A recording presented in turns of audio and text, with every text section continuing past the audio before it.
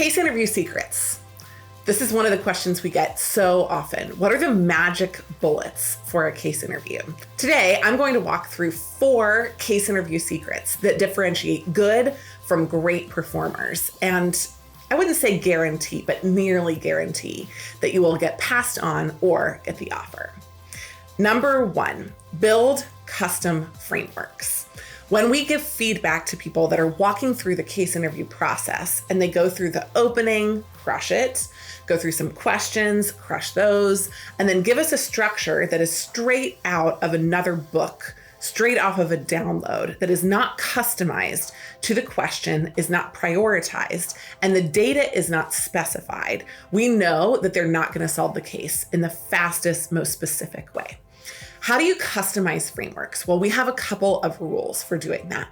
Number 1, make sure that you borrow from core frameworks in the beginning. You don't need to reinvent the wheel. The more out of left field they are, the less practical they feel. So you actually can and should start with core common frameworks. Some people just try to create these Picasso frameworks from the very beginning, and they're so confusing that it feels like you won't even solve the problem. So don't feel like you have to completely recreate the wheel. However, you should rename your categories, number 1. So instead of the profitability framework being revenue minus cost, or probably more appropriately, price, volume, variable cost, and fixed cost. Instead, you should say value and cost structure and operations. You can use different terms to quantify the things that you're talking about inside the profitability structure.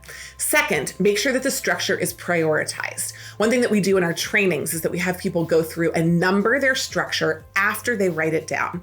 So at the 1 minute and 50 second mark, when they're completing the writing of their structure, we say, take the last 10 seconds and go back and number the structure in the order of priority. That way you can deliver it that way. That way you can convey to somebody that you've thought through, not just copying a structure, but reorganizing it so that it's in the right order.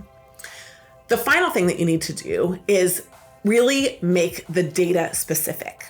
You want to make sure that in the profitability structure, if you're talking about pricing, you're not just saying how to get more price, but you're saying what percentage different price do competitors have from us?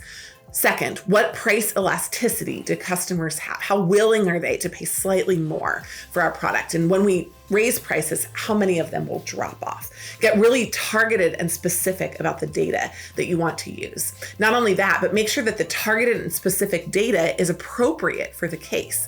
If you're talking about an automotive client, you want to make sure that it's prioritized in the right order. So the things that are the most important are first, but also you're not talking about things like online web costs. It's not going to matter as much to an automotive dealer.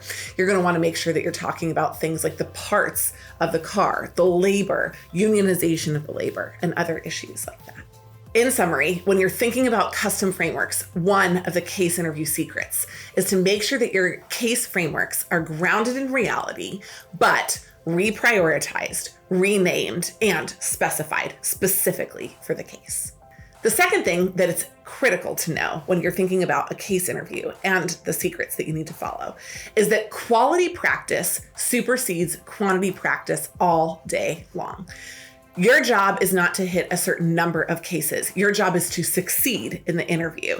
And for those of you that need 100 cases to do it, great. Most of you don't. Most of you need 20 to 30 at a maximum cases to succeed in the interview. Now, how you do those cases determines how many you need.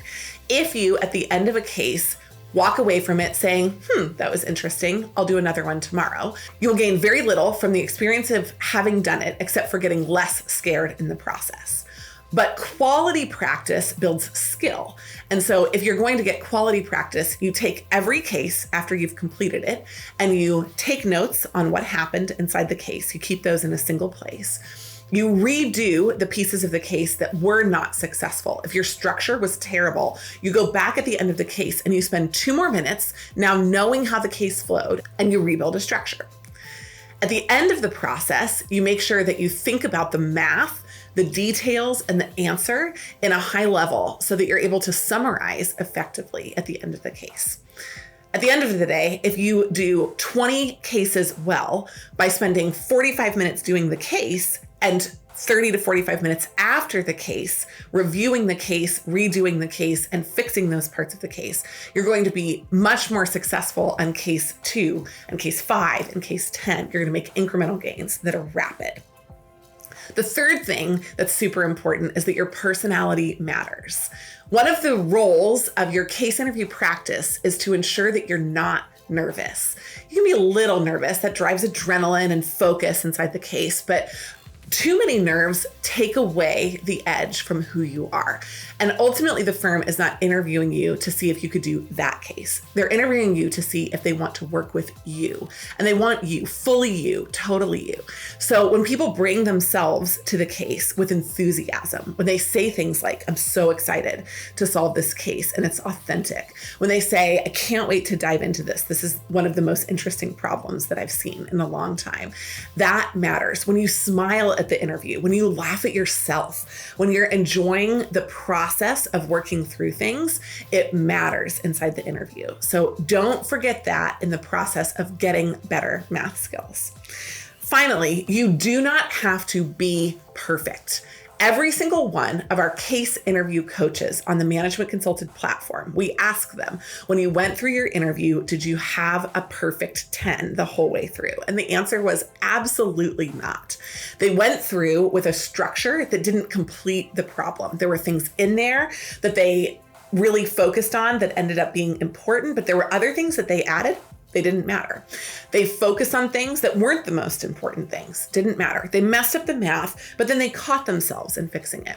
What matters more than being perfect is that you keep an eye on the big picture inside the case. Why are you asking to do that math? Why do you think that that is the big issue? And when you come against issues where you mess up, you fess up.